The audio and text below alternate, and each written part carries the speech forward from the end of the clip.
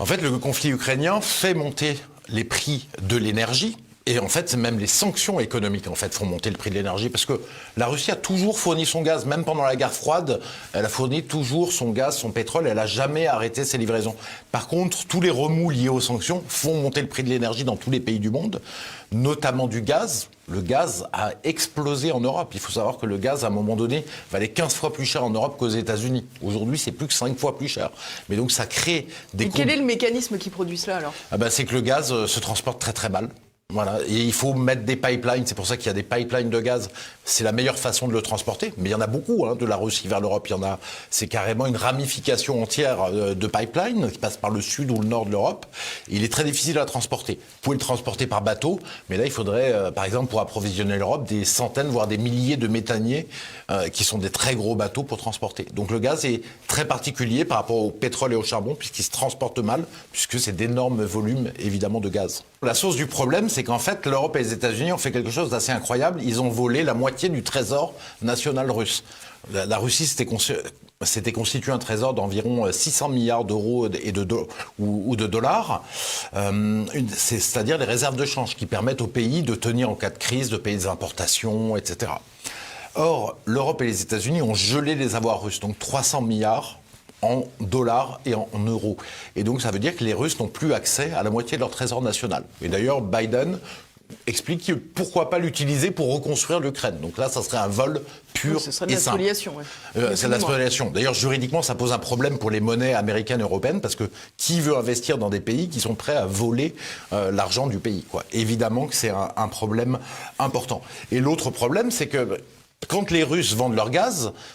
aux Européens, c'est en euros. Mais les Européens disent, non, on vous gèle vos euros. Donc c'est comme si, effectivement, comme le dit Poutine, en fait, ils vendent leur gaz, mais ils ne sont pas payés. C'est comme si on mettait de l'argent dans une caisse trouée, quoi. Exactement. Et ils ne sont pas payés, ils ne peuvent pas l'utiliser. Donc, qu'ont proposé les Russes, franchement, ils ont essayé que chacun puisse sauver la face et ils ont proposé aux Européens de vendre, que Gazprom vende le gaz contre des euros.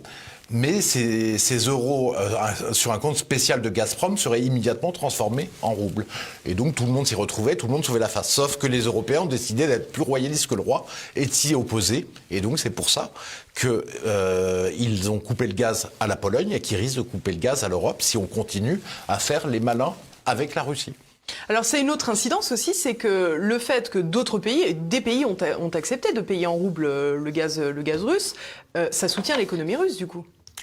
Oui, de toute manière, tout à fait. Mais de toute manière, Poutine, il joue un petit peu aussi un jeu avec ça. Parce qu'avant cela, si vous voulez, quand les Européens achetaient en euros, que pouvait faire la Banque centrale, vendre ses euros pour acheter des roubles et soutenir le rouble.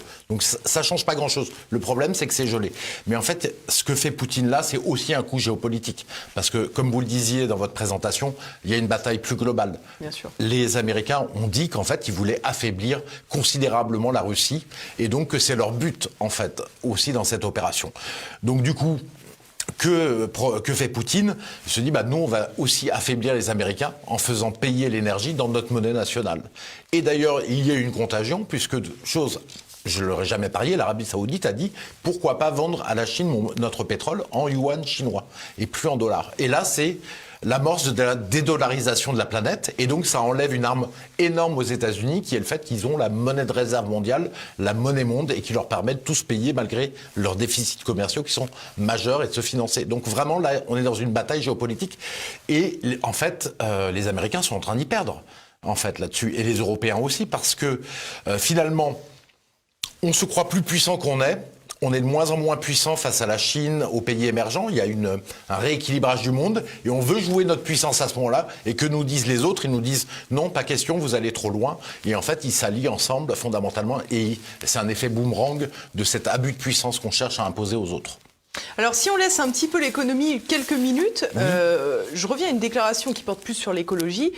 On a entendu, alors je ne sais plus, je préfère même pas citer le nom de ce triste cire, mais qui expliquait qu'à chaque fois qu'il regardait son radiateur, il y avait du sang d'enfants ukrainiens qui coulait. On nous a expliqué aussi que pour aider l'Ukraine, il fallait baisser son chauffage d'1 degré. Qu'est-ce que c'est que ça, Philippe Murer? C'est totalement absurde. On est parti dans la folie, en fait, chez les gouvernements occidentaux et parmi les journalistes. Parce qu'en fait, les Russes, ils ont 300 milliards de réserves de change. Donc en fait, ils ont et 200 milliards d'importations par an. Ils ont quoi payer leurs importations pendant 1 an et demi et faire la guerre pendant un an et demi. Avec les exportations qu'ils font en plus minimum, ils peuvent payer la guerre pendant 5 ans. Donc en fait, ça ne changera rien si on arrête le gaz russe ou on arrête de les payer. Ils ont les moyens de le faire et ils iront au bout. Après, ce qui est fou, c'est que si vous baissez votre chauffage de 1 degré, vous économisez moins de 10% de votre facture d'énergie donc en gaz. Et donc, on pourrait arriver, j'ai fait un petit calcul, à moins 20% en gros de consommation de gaz russe. Donc ça change pas grand-chose.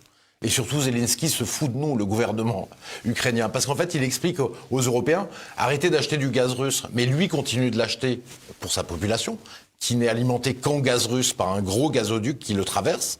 Et en fait, ils continuent à l'alimenter. Ils ont pu se chauffer pendant cet hiver. Et en plus, ils touchent des redevances chaque fois qu'il y a du gaz russe qui passe vers les États-Unis. De toute manière, on le sait, tout ça, ce sont, à mon avis, des scripts qui sont écrits par les États-Unis et qui sont recrachés par Vladimir Zelensky. Alors, on voit justement dans ce que vous venez de nous expliquer qu'à aucun moment Poutine a voulu couper le gaz à l'Ukraine, par exemple. Non, il l'a pas fait. Pour ce que je sais, ils ont encore pu se chauffer, sinon on les aurait entendus, vu qu'ils faisaient très très froid, et ça aurait été un problème. Et ils sont extrêmement dépendants du gaz russe, qui en plus, je crois, est vendu moins cher qu'aux autres pays, en signe d'aide à l'Ukraine, quoi. En tous les cas, on voit que beaucoup ont essayé de raccrocher la cause ukrainienne à une volonté de protéger la planète. Concrètement, on a le sentiment que ce sont souvent des bellicistes à l'égard de la Russie. Et on se dit, la guerre, c'est quand même pas la panacée sur le plan écologique. Non, c'est un peu la catastrophe. D'ailleurs, il y a Jadot, effectivement, et Europe Écologie Les Verts, qui sont vent debout contre le gaz de schiste en France, l'exploitation du gaz de schiste en France.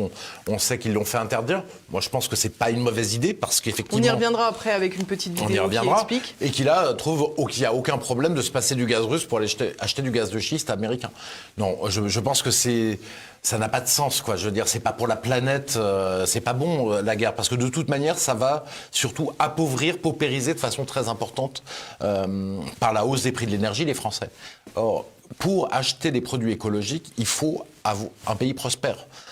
D'ailleurs, si vous réfléchissez, ceux qui ont plus fait d'efforts écologiques ces derniers temps, c'est la Norvège, la Suède et la Suisse, parce qu'ils ont les moyens. La Norvège, ils ont énormément de voitures électriques, mais parce que les gens ont les moyens. En France, ils ont moins les moyens de se les acheter. Et d'ailleurs, on le voit instantanément. Hier, il y avait une dépêche qui sortait. C'est la chute des ventes du bio. Comme les gens ont moins d'argent, moins de pouvoir d'achat à cause des prix de l'énergie qui montent, à cause des sanctions économiques, on se retrouve avec les gens qui ont baissé de 7% leur consommation en produits bio pour la première fois depuis très longtemps.